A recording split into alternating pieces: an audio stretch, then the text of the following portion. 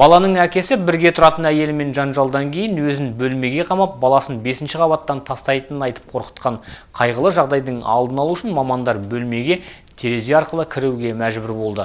Қазақстан Республикасы қылмыстық кодексінің 115-ші бабы қорқыту дерегі бойынша іс қаралды.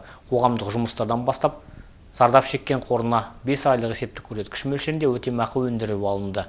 Ер адам өз кінәсін толық мойындап, өкінгенін айтып ақталған.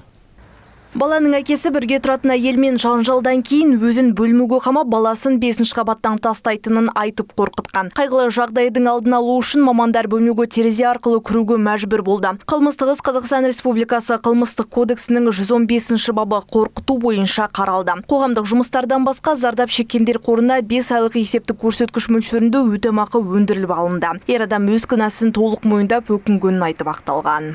Сот процесске қатысушылардың пікірін тыңдап, жәбірленуші мен сотталушыдан жауап алып, істің материалдарын зерттеп, оның кінәсі 115-ші бап бойынша дәлелденген деген қорытындыға келді. Бұл қылмыстық құқық бұзушылықтың қоғамдық қауіптілігін ескере отырып, ең көп деген 120 сағат қоғамдық жұмыстарды тағайындады. Ал зардап шеккен әйел ер адам баласын жақсы көретінін және мұндай жағдай орын алады деп ойламағанын айтты.